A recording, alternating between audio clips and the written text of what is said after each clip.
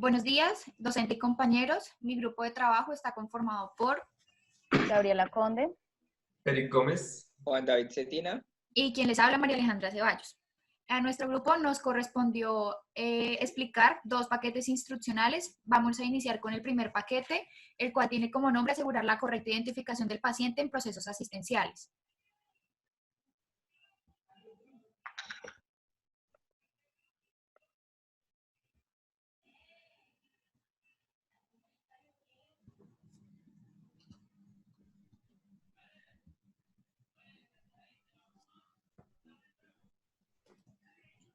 Entonces iniciamos dando una pequeña introducción acerca del paquete instruccional, en donde decimos que este paquete fue elaborado por un grupo de profesionales expertos en el tema acerca de las prácticas seguras y con una información de calidad, segura y basada en la evidencia. La metodología que se utilizó para la creación de este paquete instruccional fue basada en el Protocolo de Londres. En la creación de este paquete participaron IPS, agremiaciones y expertos en el tema. Este paquete instruccional está dirigido a todo el personal de salud, ya sea especialistas, profesionales, técnicos y tecnólogos, así como también personal administrativo. Ya hablando acerca del tema correspondiente al paquete instruccional, que es acerca de la incorrecta identificación del paciente, pues decimos que esta continúa siendo la principal causa de errores en la asistencia sanitaria en las instituciones de salud. Este problema está asociado frecuentemente a errores que se pueden evidenciar como lo son errores en la medicación, en procedimientos, en realizar pruebas invasivas o no invasivas a pacientes incorrectos, favoreciendo así que aparezcan eventos adversos graves en el paciente. De igual manera, decimos que es por ello la importancia de conocer este paquete instruccional, de conocer todas las intervenciones que aquí existen y qué estrategias se utilizan o están disponibles, dadas también en la normatividad nacional, para así disminuir significativamente el riesgo de aparición de posibles efectos adversos por una identificación incorrecta en los pacientes.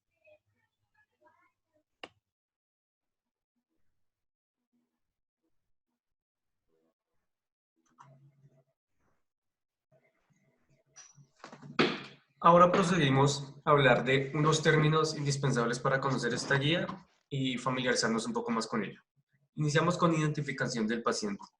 Es un procedimiento que permite al equipo de salud tener la certeza de la identidad de la persona durante el proceso de atención.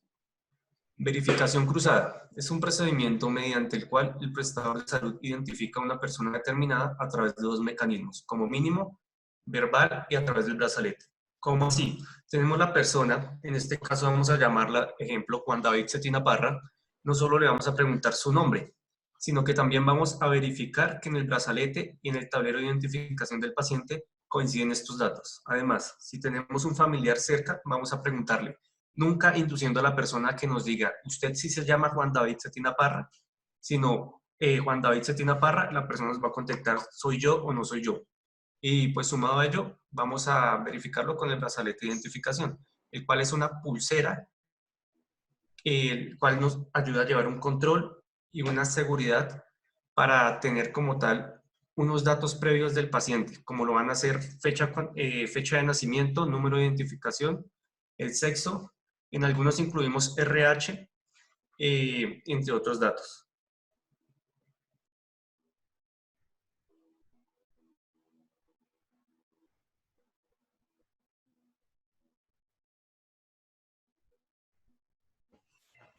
Aquí podemos encontrar unas preguntas que son indispensables responder para continuar con la explicación de nuestro paquete instruccional. La primera de ellas es ¿por qué es importante garantizar una correcta identificación de los pacientes? Entonces se dice que según la Comisión Conjunta de Estados Unidos, esta se considera como la causa fundamental de muchos errores, ya que de igual manera, la OMS también dice que la incluyó dentro de las 9 soluciones para la seguridad del paciente, con el fin de que ésta ayude a reducir el tributo de daños que se ocasionan en la atención sanitaria a millones de pacientes en el mundo en las instituciones de salud. De igual manera, esta tiene como objetivo poder reducir riesgos en cuanto a la seguridad del paciente, ya que es una forma importante para que se estandaricen en las instituciones de salud todos los procesos de atención, como lo es el uso de bandas o de manillas de identificación. Otra pregunta que tenemos es cuáles son las fallas más comunes que conllevan a los errores en la identificación de los pacientes. Se dice que generalmente uno de los principales errores es cuando existe un desacuerdo entre la identificación del paciente y todos los componentes de cuidado que a él se le están brindando, ya sean el diagnóstico, terapéuticos o cuidados de apoyo. Se dice que también se considera como una falla en la identificación del paciente cuando existe recolección incompleta de datos del paciente, cuando hay ausencia de identificación en pacientes que llegan como urgencia vital, cuando existen manillas o brazaletes de identificación con poca información o con información incorrecta, cuando los nombres de los pacientes son similares o cuando hay una inexistencia de protocolos en cuanto a esta identificación. Generalmente los errores que más se pueden provocar debido a esto, pues son errores en procedimientos a pacientes que no son en el lugar equivocado, errores de medicación y posibles diagnósticos erróneos.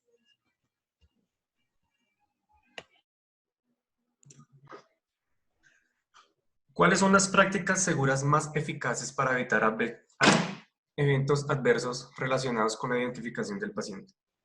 Se recomienda que las instituciones organicen una serie de procedimientos para la identificación de los pacientes en el momento de su ingreso al sistema y posteriormente en cada uno de los pasos involucrados del proceso de tratamiento, por los diferentes miembros del equipo de salud involucrado en su atención. El proceso debe incluir por lo menos 2 identificadores. El primero inicia con el nombre completo del paciente y el segundo se relaciona con la fecha de nacimiento, número de historia clínica u otro número de identificación disponible para el paciente.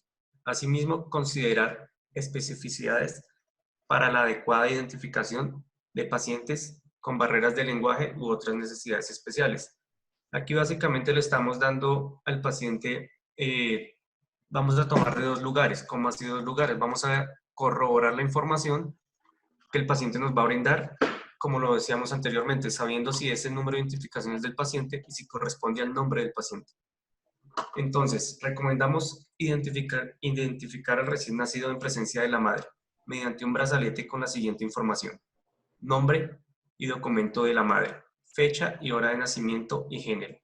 Si es posible utilizar una tecnología como la identificación automatizada y captura de los datos, por ejemplo, sistema de código de barras, radiofrecuencia. Debe ser utilizada para la identificación del paciente.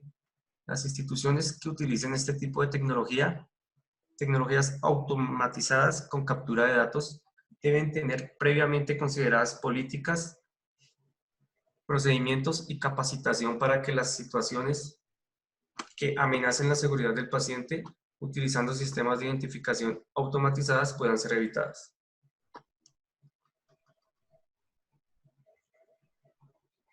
¿Cómo se implementan prácticas seguras para evitar errores en la identificación de los pacientes? Las siguientes estrategias deberán ser tenidas en cuenta por los Estados miembros de la Organización Mundial de la Salud. Primero, asegurar que las organizaciones de atención sanitaria cuenten con sistemas implementados hagan énfasis en la responsabilidad principal de los trabajadores de la atención sanitaria de verificar la identidad de los pacientes y hacer coincidir los pacientes correctos con la atención correcta. Por ejemplo, los resultados del análisis de laboratorio, muestras y procedimientos antes de administrar la atención. Fomenten el uso de al menos 2 identificadores, por ejemplo, nombre y fecha de nacimiento, para verificar la identidad de un paciente en el momento de la admisión o de la transferencia a otro hospital o entorno de atención y previo a la administración de la atención. Ninguno de estos identificadores debería ser el número de habitación del paciente y o de la cama. Estandaricen los enfoques para la identificación del paciente en los distintos establecimientos dentro de un sistema de atención sanitaria. Por ejemplo, el uso de bandas de identificación blancas sobre las que se pueda escribir un patrón o marcador estándar e información específica. Por ejemplo, nombre y fecha de nacimiento, o la implementación de tecnologías biométricas. Proporcionen protocolos claros para identificar pacientes que carezcan de identificación y para distinguir la identidad de los pacientes con el mismo nombre. Deben desarrollarse y utilizarse enfoques no orales para identificar pacientes comatosos o confundidos. Fomenten la participación de los pacientes en todas las etapas del proceso. Fomenten el etiquetado de los recipientes utilizados para la sangre y demás muestras en presencia del paciente. Proporcionen protocolos claros para conservar la identidad de las muestras del paciente durante los procesos preanalíticos, analíticos y postanalíticos. Proporcionen protocolos claros para el cuestionamiento de los resultados de análisis de laboratorio u otros hallazgos de los análisis cuando no coincidan con la historia clínica del paciente. Prevean controles y revisiones reiterados a fin de evitar la multiplicación automática de un error en el ingreso de datos a la computadora. Segundo, incorporar una capacitación sobre procedimientos de control y verificación de la identidad de un paciente dentro de la orientación y el desarrollo profesional permanente de los trabajadores de la atención sanitaria. Tercero, educar al paciente sobre la importancia y relevancia de la correcta identificación de los pacientes de una manera positiva, que también respete su interés por la privacidad. Teniendo en cuenta los antecedentes nacionales e internacionales presentados anteriormente, con el fin de fomentar el conocimiento, las competencias y habilidades para una práctica de atención que permita detectar, prevenir y reducir los errores en identificación de los pacientes, se presentan a continuación tanto las fallas activas como las fallas latentes más frecuentes relacionadas con este tipo de errores. Entonces, continuamos con ello.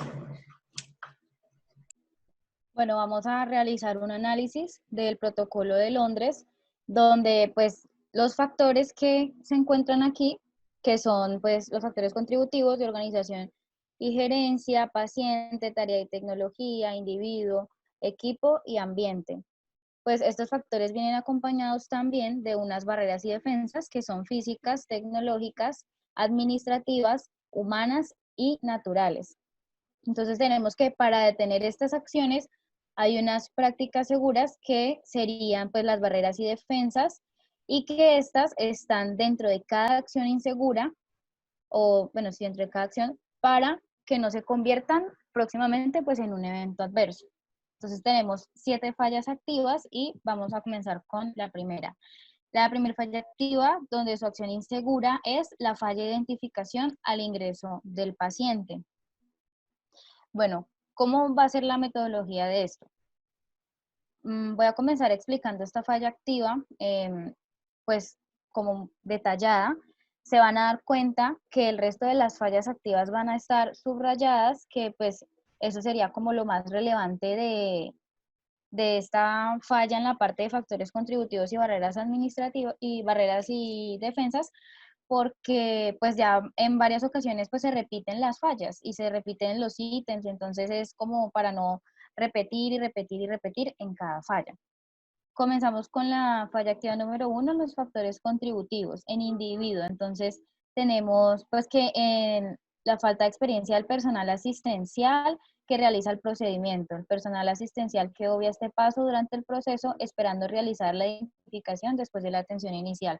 Bueno, en individuo más que todo trata como de que en el servicio pues de admisiones, que es donde se define, o sea, que cómo va a ser la identificación del paciente, pero pues antes de llegar a ese servicio de admisiones, el individuo la persona tuvo que haber ingresado ya sea por urgencias o porque ingresa desde la sala de cirugías, que ahí es donde se va pues a realizar el diligenciamiento de este brazalete. ¿Y quién lo diligencia? Pues nosotros.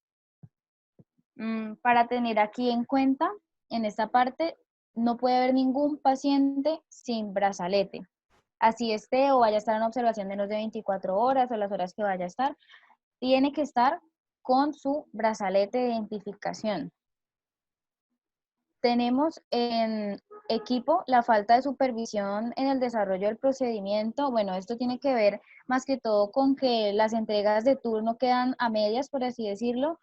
Muchas veces no verificamos los pacientes y pueda que hayan cambiado de camas o que no estén, si hay algún procedimiento y nosotros pensemos que sí esté y tengamos el reporte de que el paciente estuvo ahí cuando hicimos la entrega de turno, cuando no fue así.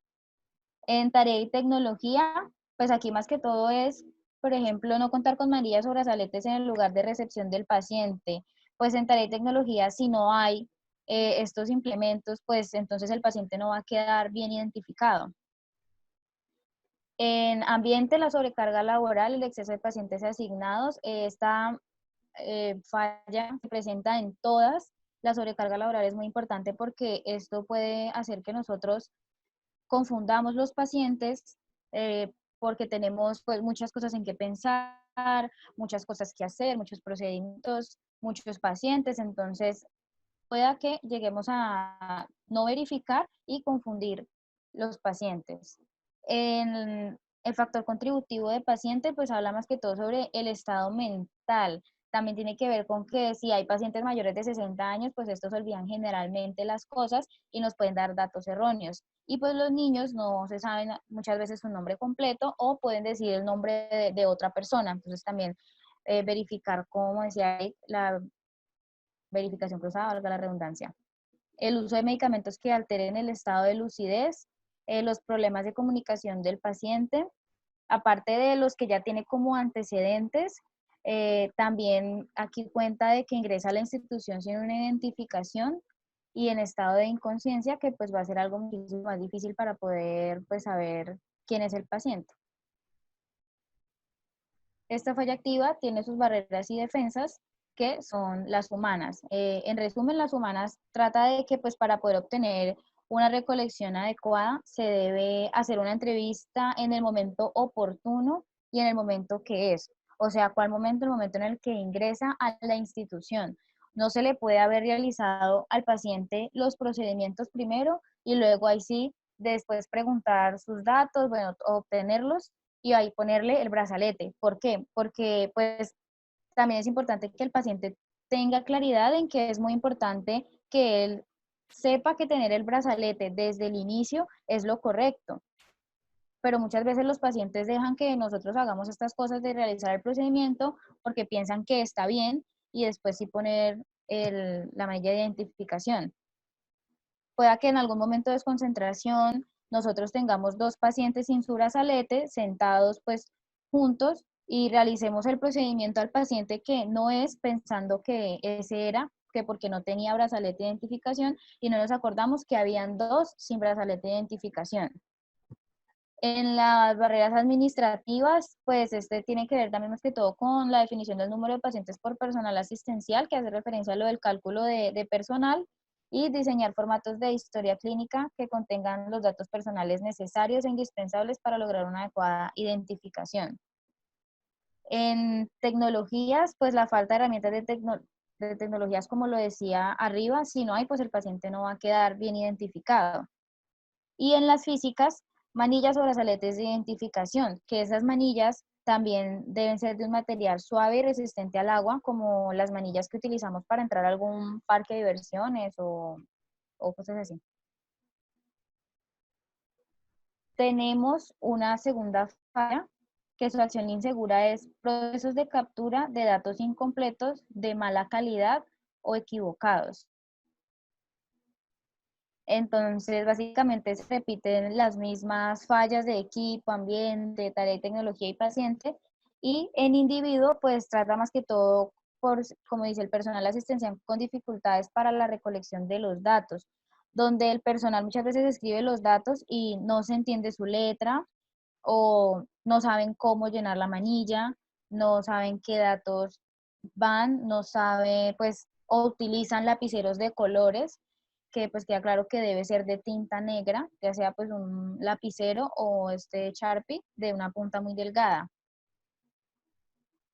En las barreras y defensas, en la parte física, contar con los equipos necesarios para la adecuada recolección de datos del paciente como formatos, pero pues también no solo los formatos, sino también el medio magnético como la historia clínica para pues poder respaldarnos también en esto y realizar una verificación.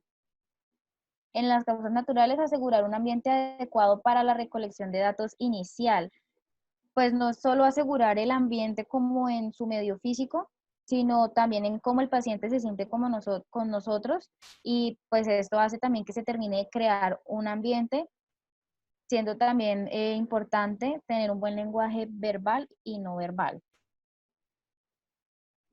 En la falla activa número 3, nuestra acción insegura es identificación de los pacientes por medio de datos diferentes a los personales, ejemplo, número de la habitación, enfermedad, entre otros. Básicamente este también tiene exactamente las mismas, por falta de experiencia del personal asistencial, de los equipos necesarios para la recolección de datos, por los problemas de la comunicación del equipo de trabajo, por la sobrecarga laboral y por el estado del paciente.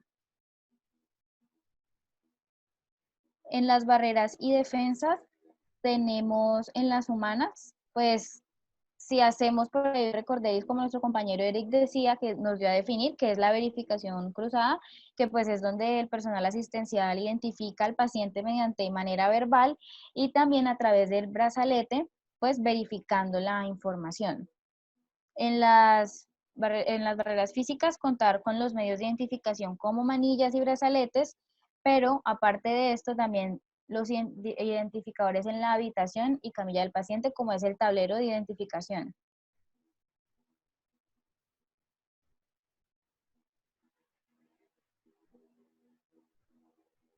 Ya vendríamos entonces con la falla activa número 4.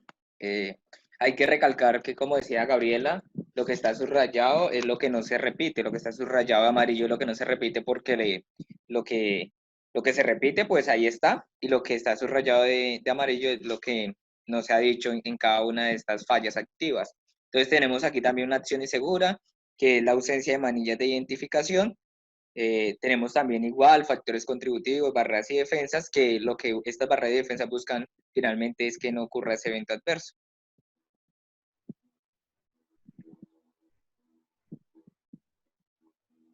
Entonces tenemos ahí los factores contributivos, como ya habíamos dicho, estos factores contributivos son iguales a los que ya ha dicho Gabriela, por lo tanto no vamos a recalcar en ellos, son los mismos en cada uno de ellos.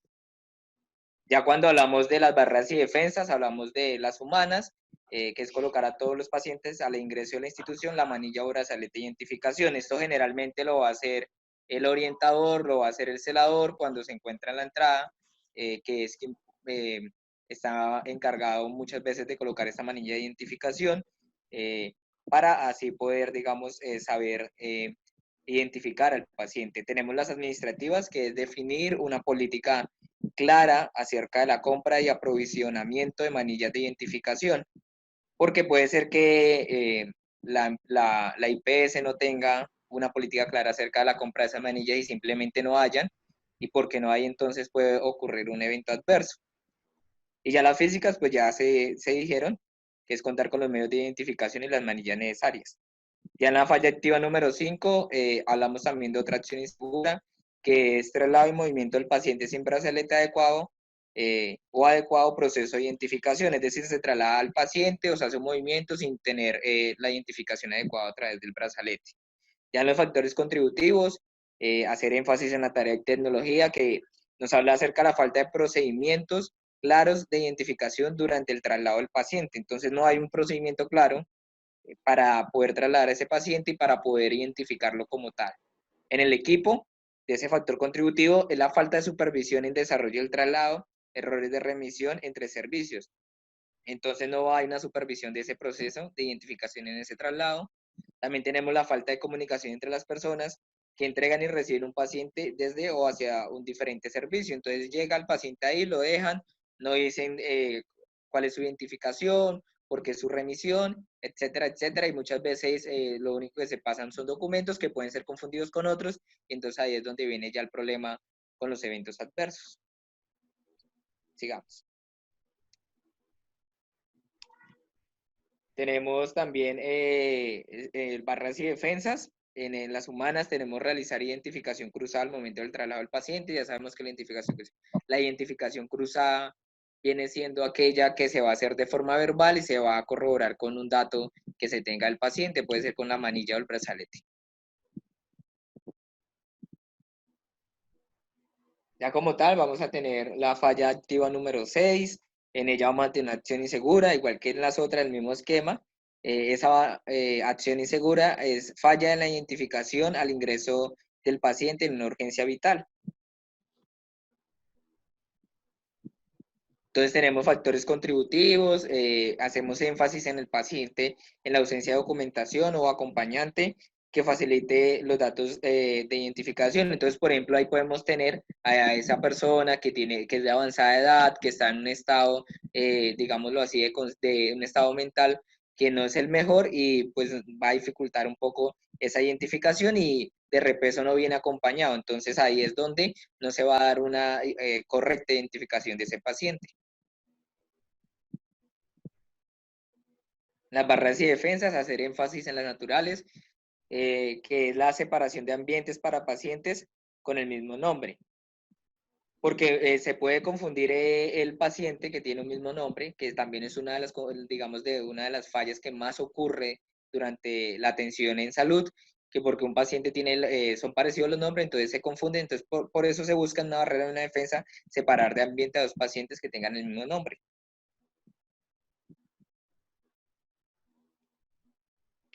Ya la falla número 7, falla activa número 7, vamos a tener también otra acción insegura, como la falla de identificación del paciente neonato.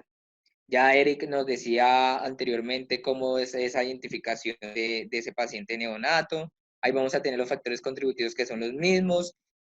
Ya en las barreras y defensas vamos a tener las naturales, que es alojamiento conjunto cuando sea posible. Hay que tener en cuenta que la identificación de ese neonato va a ser con el número de identificación de la madre, el nombre de la madre, la fecha y la hora en el momento del nacimiento, ¿no? Entonces así es como se va a identificar como tal a ese neonato, pero también ocurren fallas en esta identificación.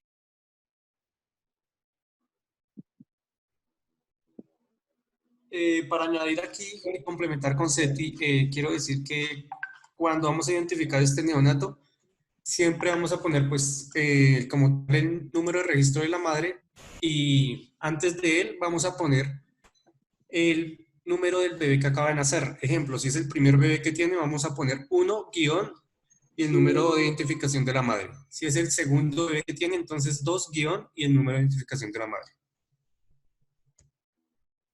Gracias, Eric. Entonces esas serían las 7 fallas activas que tiene este paquete. Bueno, chicos, ahora vamos a socializar el caso. Si tienen alguna duda o algún aporte, algo que complementar, por favor, pues nos lo hacen saber antes de comenzar el caso. Muchas gracias. A continuación, seguimos con la socialización de nuestro segundo paquete instruccional, el cual tiene por nombre garantizar la correcta identificación del paciente y las muestras de laboratorio. Introducción. El presente paquete se elaboró con la orientación de expertos técnicos, entrevista a líderes en la implementación de prácticas seguras, revisión sistemática de literatura. Para la actualización del paquete instruccional que se presenta se siguió la siguiente metodología. Primero, revisión y recolección de la propuesta de ajuste de los paquetes instruccionales vigentes e identificación de nuevas fallas, barreras de seguridad y factores contributivos. La revisión se realizó desde los siguientes 2 enfoques. A. Enfoque de expertos técnicos. En esta participaron 3 actores, IPS acreditadas o de alto reconocimiento en el país. Se invitó a identificar fortalezas según las IPS y se correlacionó con un paquete instruccional o varios. Las IPS sugirieron, según su práctica clínica y recomendación de sus expertos, incluir, modificar o eliminar fallas activas o prácticas seguras y factores contributivos según APIC.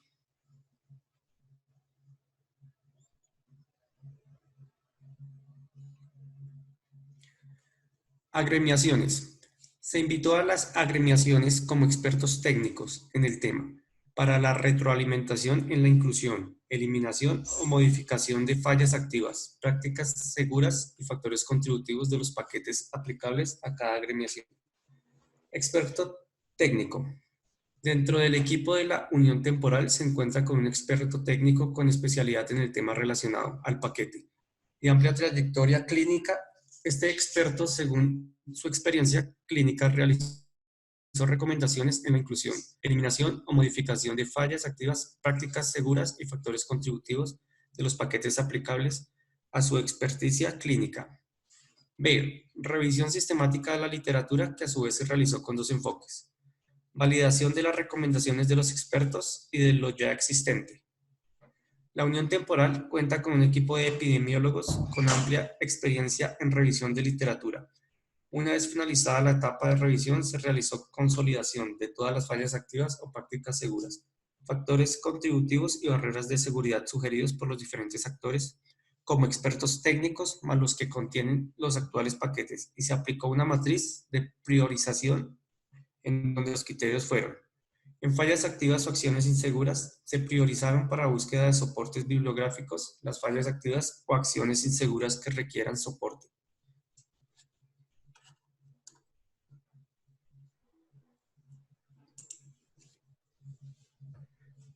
Soporte bibliográfico. Que a criterio de los expertos técnicos no hay evidencia conocida sobre el impacto y frecuencia de esta falla.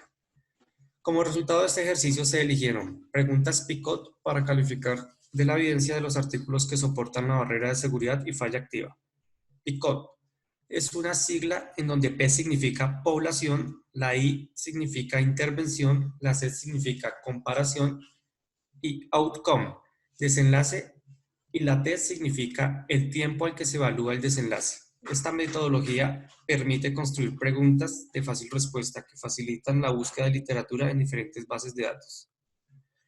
Para esto, el equipo de epidemiólogos realizó búsquedas en bases de datos como Medilab y en Bayes de cada una de las preguntas, prefiriendo por su nivel de evidencia artículos cuyos métodos de estudio fueron revisiones sistemáticas, meta y análisis.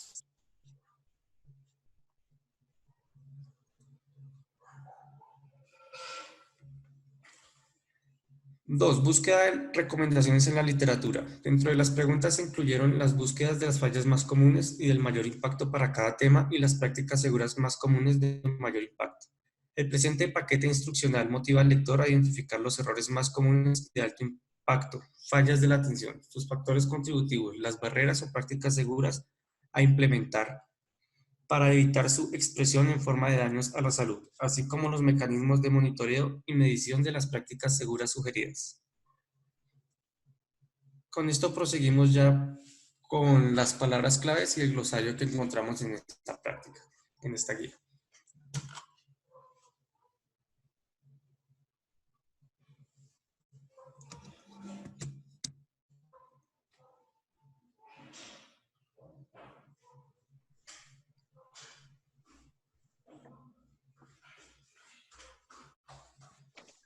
Para hablar acerca del glosario, vamos a tener en cuenta solamente las palabras que se encuentran subrayadas en el paquete instruccional, debido a que las palabras que se encuentran anteriormente son palabras que ya conocemos todos y que se encuentran en todos los paquetes instruccionales.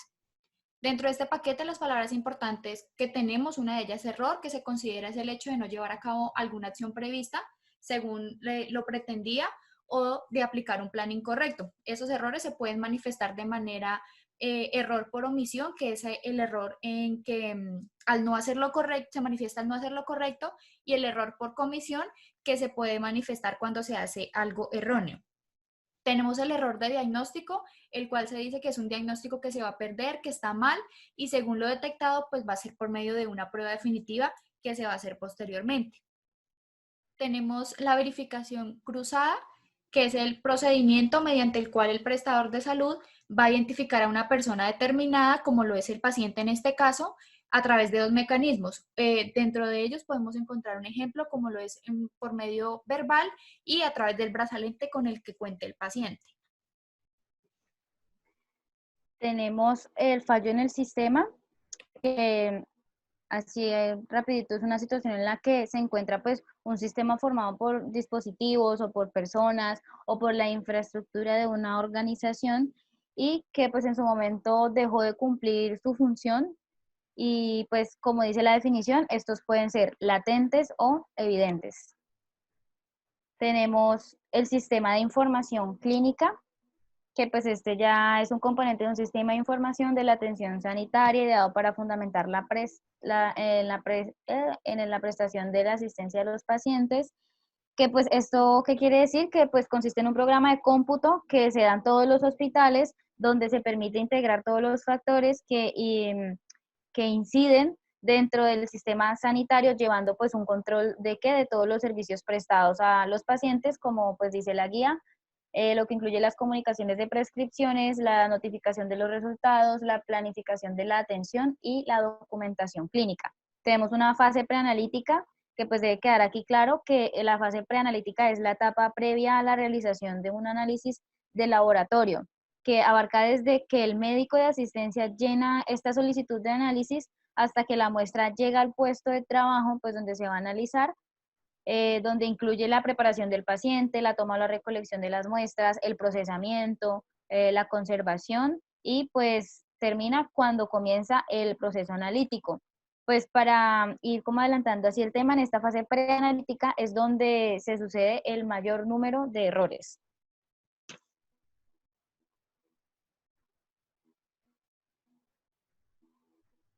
Entonces seguimos con los antecedentes en el marco teórico, así como pues, la manera de la introducción.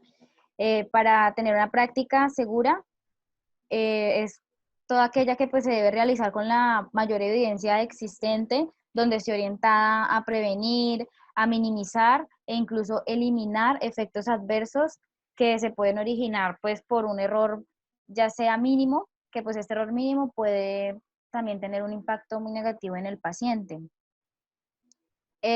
Nosotros estamos acostumbrados pues a confiar en nuestra memoria y acá retomo lo que decía en la guía de identificación del paciente, que donde por estar distraídos podemos atender a la persona incorrecta pensando que es la correcta. Y pues todas estas acciones inseguras nos pueden generar un retraso en el diagnóstico del paciente, en las solicitudes que él requiera sobre pues pruebas adicionales, procedimientos. Además de eso se pierde tiempo para generar un tratamiento y un seguimiento al paciente que realmente lo requiere o lo necesita. Entonces tenemos la primera pregunta, que es, ¿cuáles son las prácticas seguras más eficaces para detectar, prevenir y reducir los errores de la identificación de pacientes y muestras de laboratorio? En esto nos vamos más que todo a enfocar, es en la parte de muestras de laboratorio, porque pues ya en la guía pasada la pregunta pues es la misma. Entonces, respecto a las muestras de laboratorio, pues existen muchas, pero la OMS sugiere que se realice para muestras de laboratorio la identificación verbal, pues en un tono alto en el momento de tomar la muestra, con al menos 2 identificadores del paciente durante todo el proceso asistencial, ya sean admisiones, en las solicitudes de pruebas de diagnóstico, en administración de sangre u otros componentes sanguíneos y pues demás. Se debe tener en cuenta que el número de cama del paciente no cuenta como un identificador del paciente, o sea, este no debe ser utilizado. Se debe también estandarizar métodos, entonces, pues un ejemplo ya fresco podría ser realizar una identificación cruzada para tener el paciente correcto con su procedimiento correcto. También que existan protocolos claros sobre las muestras biológicas durante todo el proceso, o sea, durante la fase preanalítica, también durante la analítica y postanalítica. Se debe realizar el etiquetado de los tubos de ensayo o pues los recipientes donde se obtienen distintas muestras en presencia del paciente. Debemos capacitar a los trabajadores de salud sobre los procedimientos del control y la verificación utilizando pues esta misma como de una barrera administrativa. Y pues bueno, ahora si se llega a realizar una correcta identificación del paciente y se da una atención más segura, independientemente de si hay o no tecnología avanzada como en otros países, pues si se realizan estas dos cosas se van a minimizar los errores en las muestras de los laboratorios.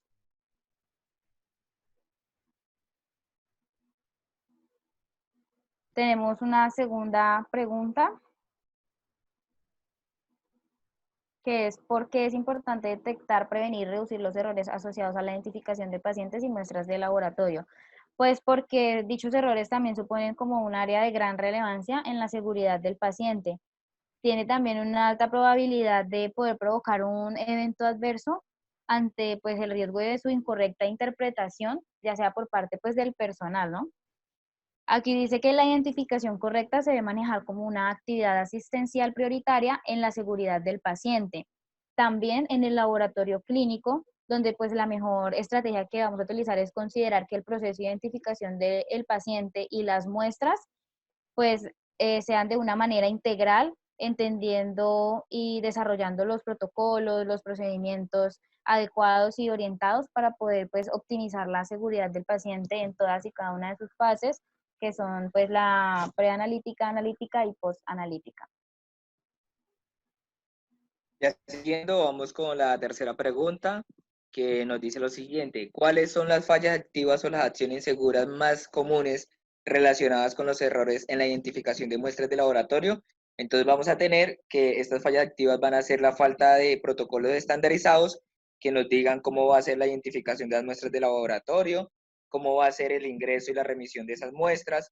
También va a ser el factor de que el paciente tenga el mismo nombre que otro, la intervención de varias personas en la atención del paciente, pacientes muy ancianos o pacientes ya con facultades mentales disminuidas, y sistemas de información deficientes o sistemas de información sin el debido mantenimiento. Entonces acá vemos que todo esto es un tema también multifactorial, como lo vemos en los factores contributivos.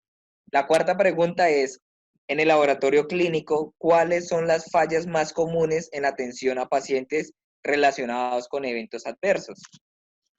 Entonces aquí vamos a tener que no hay una verificación de los resultados antes de su emisión y entrega al paciente.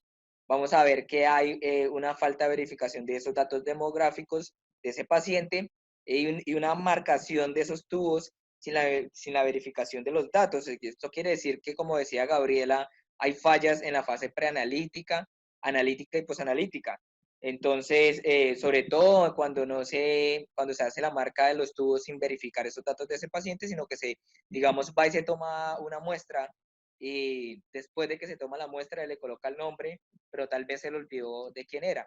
Entonces todos estos momentos juegan un papel muy importante en la identificación de pacientes en estas muestras de laboratorio. La quinta pregunta es: ¿cuál es el impacto económico de la mala identificación de las muestras de laboratorio? Bueno, por un lado tenemos el tema económico de que esto va a generar unos costos de no calidad, para generar un retraso en el diagnóstico. Esto también genera que al paciente que se le hizo una muestra de laboratorio incorrecta, haya que volver a tomarle otra muestra. Esto equivale pues a una pérdida también económica. Pero no solo va a haber una pérdida, puede haber una pérdida económica, sino también puede haber una pérdida en la vida de ese paciente, porque un mal tratamiento, una mala terapéutica, digámoslo, por un mal diagnóstico que se dio por la incorrecta identificación del paciente en esa muestra de laboratorio, puede llevar a que el paciente pues se muera. Por lo tanto, también implica un costo de vida. También implica que el paciente tenga un tratamiento que no es adecuado, por lo tanto se va a tardar más tiempo en identificar cuál es el tratamiento correcto que necesita ese paciente. Entonces, por eso esto trae muchas consecuencias al no identificar muy bien al paciente en esas muestras de laboratorio, porque puede también costarle la vida.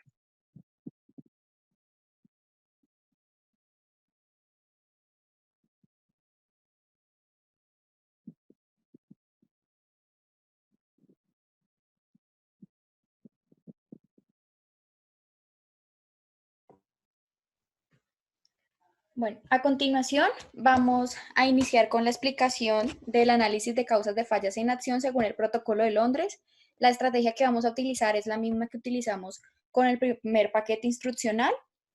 Voy a iniciar explicando la primer falla activa, sus factores contribuyentes, sus barreras y defensas, y a partir de ella vamos a explicar las fallas que continúan, pero de manera que vamos a hacer solamente énfasis en lo más importante a cada falla para evitar repetir información que ya se ha dado.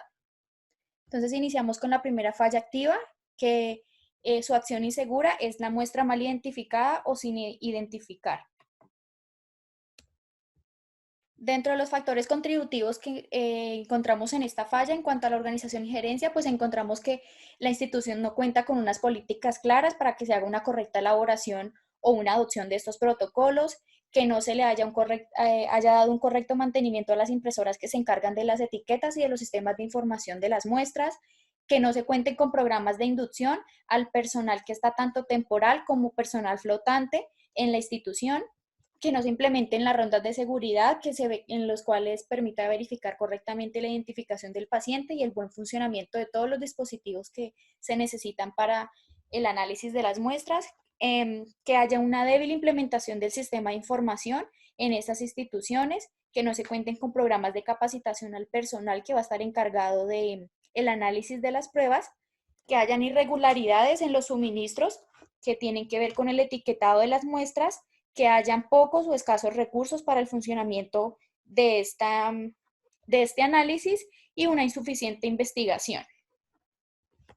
En cuanto al individuo, encontramos que haya una falta de adherencia del personal de salud al protocolo, que no se cuente con una verificación de los datos demográficos del paciente, como lo mencionaba anteriormente mi compañero, que haya un desconocimiento acerca de cómo es el uso y el manejo de los dispositivos que se necesitan para el análisis de las muestras, falta de compromiso, que no se haya una correcta marcación de las muestras posteriormente a la toma de la muestra, que se realicen varias extracciones al mismo tiempo y que no se identifiquen de manera correcta estas muestras, lo que hace que haya una equivocación, errores de identificación y que haya una rapidez en la toma de las muestras. En cuanto a tarea y tecnología, encontramos que no existan o que haya una desactualización de los protocolos que se encarguen de regir la toma de las muestras de laboratorio, ausencia de documentos, inadecuadas condiciones de los dispositivos que se requieren para la toma de muestras, que no se cuenten con protocolos, que hayan errores en los sistemas de información encargados del análisis, que las solicitudes para las pruebas de laboratorio, como lo son los documentos, que se encuentren mal diligenciados, que sean ilegibles o que sean ambiguos.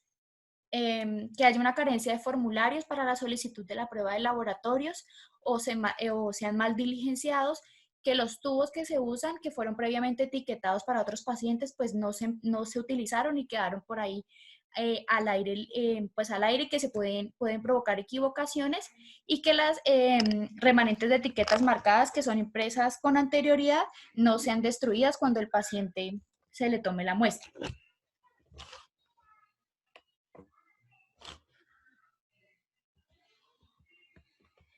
En cuanto al ambiente, encontramos que hay unas adecuadas condiciones de iluminación al momento de que se recolecte la muestra, no haya una adecuada distribución de las impresoras o de los sistemas que se necesiten para la recolección y el análisis de las muestras, que haya una carencia o deficiencia de estas impresoras, que haya demasiado personas en ese momento o una atención congestionada o simultánea de pacientes, y una ausencia y o fatiga del personal porque hay mucho exceso de trabajo. En cuanto al equipo de trabajo, entonces encontramos que existe una falta de supervisión, que hayan problemas de comunicación entre los responsables de esta atención, que no se informe oportunamente cuando hay algún error en la identificación de las muestras y cuando no haya una disponibilidad de personal para este procedimiento. En cuanto al paciente, pues que éste desconozca la importancia de que las muestras estén correctamente marcadas y que sean pacientes inconscientes, que sean demasiado jóvenes, con alteraciones cognitivas, que no manejen el idioma o que no se encuentren con algún acompañante en el momento.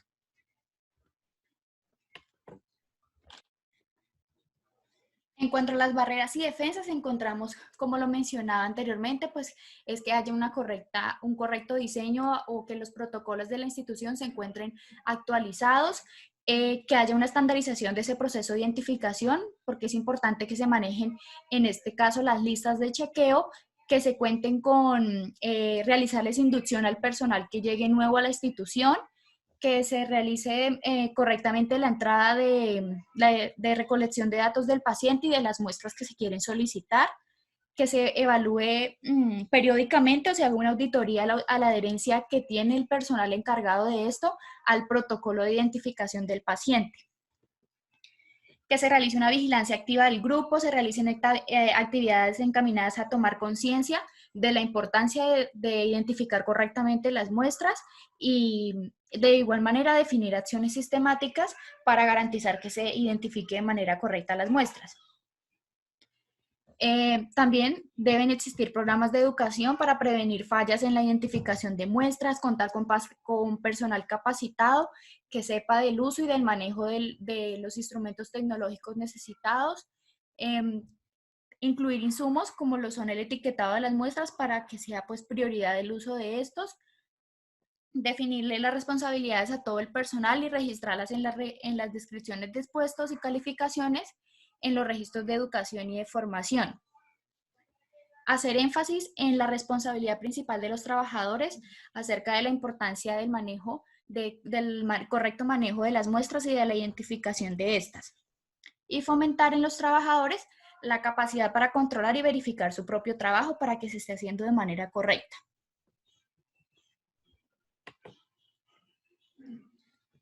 En cuanto a las barreras tecnológicas, encontramos que se estandaricen los sistemas automatizados de identificación como lo son los códigos de barras, la radiofrecuencia, los brazaletes, las tarjetas de la cabecera del pie o de la cama del paciente y de la habitación, que se identifiquen las muestras y solicitudes mediante el uso de etiquetas con el código de barras y se estandaricen los formatos de solicitud de exámenes de laboratorio. En las barreras físicas, que se cuenten con todos los elementos necesarios para identificar la muestra, que se ubiquen las impresoras encargadas de las etiquetas, que se cuente con un área específica para solamente la toma de muestras y que esta sea un área limpia y privada. Y que la muestra que se remite pues debe ser chequeada en el momento en que se haga la entrega al laboratorio encargado de hacer el análisis. En cuanto a la falla barrera humana, encontramos la adherencia que tiene el personal al protocolo, cómo prepara el material, cómo lo identifica, cómo marca el tubo este personal, que se verifique correctamente los datos demográficos del paciente y que no se tomen muestras sin que haya una orden médica. Y a nivel de las barreras naturales encontramos que haya una adecuada iluminación en el ambiente destinado para prestar este servicio y que haya un adecuado uso y pautas para el uso de las impresoras con código de barras y o etiquetas. Tenemos la falla activa número 2. Entre esta encontramos la acción insegura toma de muestras para examen equivocado. Dentro de lo más importante que encontramos en los factores contributivos acá en cuanto a la organización y gerencia, es la sobrecarga laboral. Esta la vamos a encontrar en todas las fallas de este paquete instruccional. En cuanto al individuo, que este individuo o este personal tenga una falta de experticia, que tenga afán por ejecutar su tarea, que se le pregunte al paciente en lugar de revisar la historia clínica y verificar la información, que se tomen las muestras sin orden médica y que haya una falta de adherencia al procedimiento. Y en cuanto al paciente, que existan dificultades en la comunicación del paciente con el profesional encargado del procedimiento. En las barreras y defensas de esta falla, encontramos las humanas, es que se soliciten los exámenes de laboratorio acordes con la clínica o con la sintomatología o el diagnóstico del paciente, que se verifiquen los exámenes solicitados antes de que se tome la muestra para no haber equivocaciones, que se registre el nombre del trabajador o del profesional o el encargado de tomar o de recolectar estas muestras, que sea personal que conozca y que sea entrenado en la recolección de estas muestras y del procedimiento, y que se cuente con una lista de chequeo que incluya datos de verificación como lo son la identificación del paciente, qué examen se le solicitó, que el examen fue tomado, qué tipo de recipiente es el que contiene la muestra y quién tomó la muestra.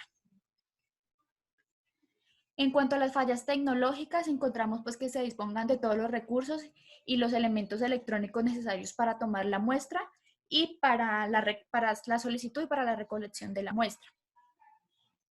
En cuanto a la barrera administrativas, encontramos que se definan acciones tendientes a minimizar la solicitud de las pruebas necesarias para los pacientes, que se realicen periódicamente las auditorías y que se fomenten en los trabajadores la capacidad para controlar y verificar su propio trabajo.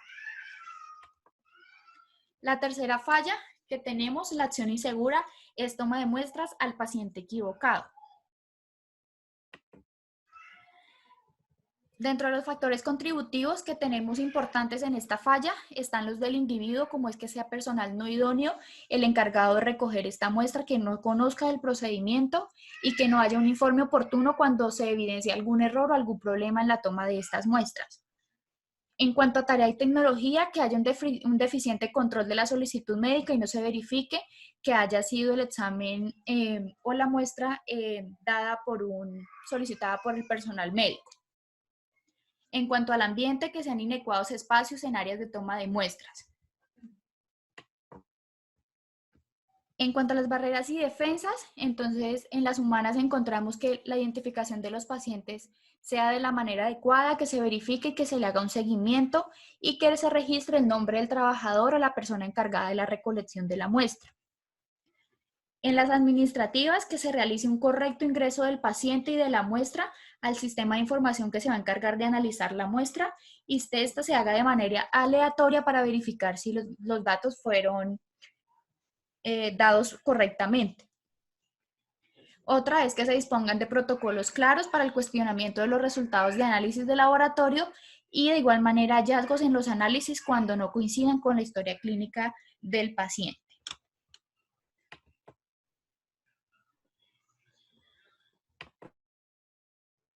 Proseguimos con la falla activa número 4. Análisis de muestra equivocada. Entre los factores contributivos encontramos defectuoso funcionamiento del analizador, ausencia, desactualización o no socialización de protocolos institucionales para la limpieza, desinfección y esterilización de equipos biomédicos. Trabajar con copillas o muestras separadas en un lugar de tubo primario. Falta de verificación del cumplimiento de aspectos básicos para la ejecución del procedimiento. No se cuenta con un protocolo para conservar la identidad de las muestras del paciente durante los procesos preanalítico, analítico y postanalítico. Alicuotar las muestras de forma manual. En el individuo encontramos error de identificación de muestra al hacer la alicuota.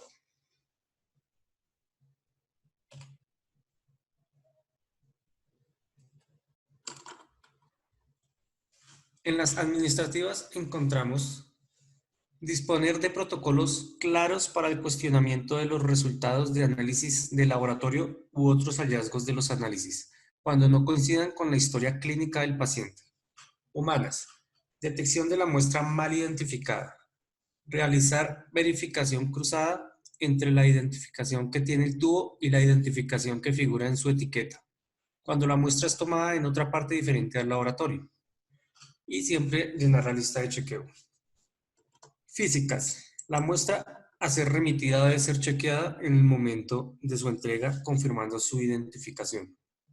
Tecnológicas. Contar con sistemas electrónicos de códigos de barras. Historia clínica electrónica. Y la muestra debe ser identificada en todos los momentos del proceso analítico de manera única.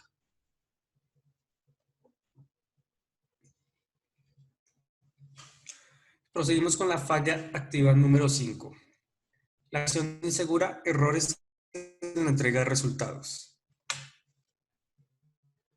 En los factores contributivos encontramos en organización y gerencia, incorrecta identificación de los datos del paciente, edad, género, hora de la toma de medicamento, toma de la muestra es diferente a la indicada por el médico, genera interpretaciones erróneas.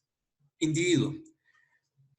Falta de experiencia del personal que entrega los resultados. Deficiente comunicación con el paciente, cuando se le debe informar el tipo de resultados que le quedan pendientes y en cuánto tiempo los debe reclamar. No aplicación de los criterios para asegurar la confidencialidad de los resultados. No verificación de los resultados antes de su emisión y entrega al paciente. No respeto a la privacidad del paciente. Errores de transcripción. Resultados mal interpretados. Reportar resultados telefónicamente sin ningún tipo de control. El no informe oportuno cuando quien entrega los resultados detecta un error. Entregar resultados verbales al paciente. Registro de resultados de los análisis efectuados poco claros, con ambigüedades y tachones. Uso de valores de referencia inapropiados para el método, la población, la edad y el género. Falta de verificación del cumplimiento de aspectos básicos para ejecución del procedimiento. Demoras en la entrega de resultados. Instrucciones poco claras y específicas o falta de las mismas. Del paciente. Desconocimiento por parte del paciente de la importancia de reclamar sus resultados y verificar en el momento que los recibe si los datos demográficos que figuran en él son correctos. Tarea y tecnología. Ausencia, desactualización o no socialización de un protocolo de entrega de resultados. funcionamiento defectuoso de las impresoras y ambiente, inadecuadas condiciones del área de entrega de resultados. Las administrativas encontramos definir acciones sistemáticas tendientes a garantizar que los resultados que están siendo entregados correspondan efectivamente con las pruebas solicitadas y que sean entregadas en su totalidad. Contar con mecanismos estandarizados de reporte y entrega de resultados que garanticen, la confiabilidad, la confidencialidad en el manejo de la información. Documentar en qué casos excepcionales se harán reportes telefónicos y cómo. Contar con políticas claras que permitan identificar aquellos resultados que deben ser entregados directamente al paciente, o sea, los ambulatorios. Definir qué tipo de resultados se deben manejar bajo estrictas condiciones de confidencialidad. Contar con directrices para el manejo de resultados de importancia en la vigilancia de la salud pública. Mantener el área de entrega y el cárdex de resultado en completo orden y limpieza. Mantener todo el equipo limpio, evitando cualquier acumulación de polvo, suciedad y derrames que puedan afectar negativamente a la seguridad del personal o el rendimiento del equipo.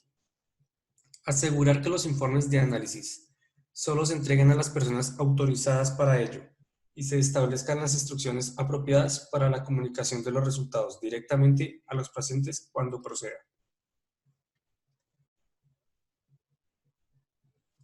Humanas. Verificación de los resultados antes de su validación. Aplicación de la lista de chequeo para la validación y entrega de resultados. Respetar la privacidad del paciente. Tecnológicas. Contar con registros de resultados de los análisis efectuados con claridad, sin ambigüedades ni tachaduras, en el formato aprobado y estandarizado. Estandarizar el formato de entrega de resultados del laboratorio. Físicas. Impresión de los resultados solo en el momento que son reclamados. Disponer de infraestructura para el escaneo de resultados que llegan de otros laboratorios referentes o subcontratados. En la cadena de custodia se debe mantener una identificación única de la muestra que permita la trazabilidad del proceso. Proseguimos con la falla activa número 6.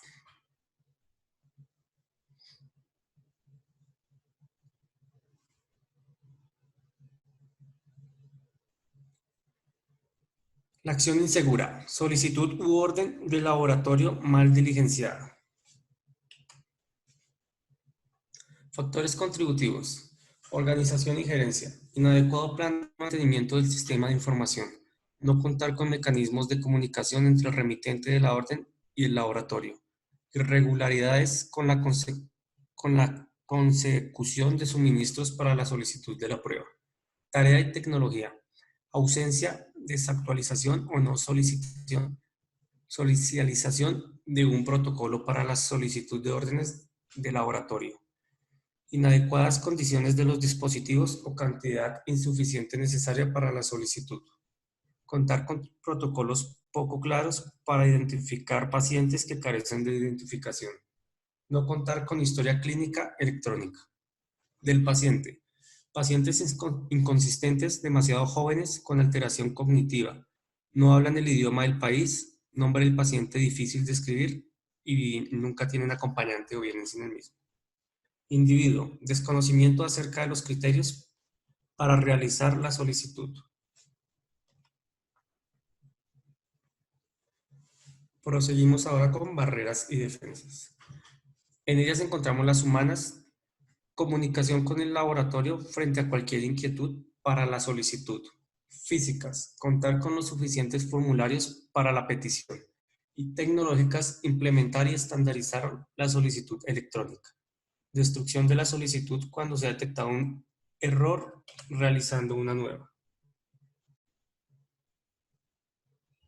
Y por último, tenemos la falla activa número 7. La acción insegura es error en la transcripción de los resultados. En sus factores contributivos encontramos organización y gerencia. No contar con mecanismos de comunicación efectivos entre el que se está registrando el resultado y quien lo realizó. Del individuo. Lectura e interpretación de las pruebas de laboratorio por personal no idóneo. Tarea y tecnología. Datos de resultado obtenidos de las pruebas poco legibles. Técnicas poco confiables con un alto grado de incertidumbre. No contar con un sistema de información en red. Barreras y defensas. En las humanas encontramos realizar la validación de la prueba inmediatamente se obtenga el resultado. Registrar el dato del resultado obtenido inmediatamente en un documento formal antes de su validación, evitando el uso de papelitos que se van a traspapelar e impidiendo la trazabilidad. Interpretar los resultados del laboratorio en conjunto con otros resultados de laboratorios. Físicas. Contar con un formato que permita el registro de los resultados obtenidos antes de su validación y evitar el uso del reporte telefónico de los resultados. Administrativas. Contar con mecanismos de comunicación entre los responsables de la atención. Tecnológicas. Establecer alarmas en un sistema de información para que pregunte en las pruebas que no pasan en línea, si se está seguro de efectuar su validación. De esta manera, damos por finalizada la sustentación de nuestros 2 paquetes instruccionales. Agradecemos por la atención prestada. Muchas gracias.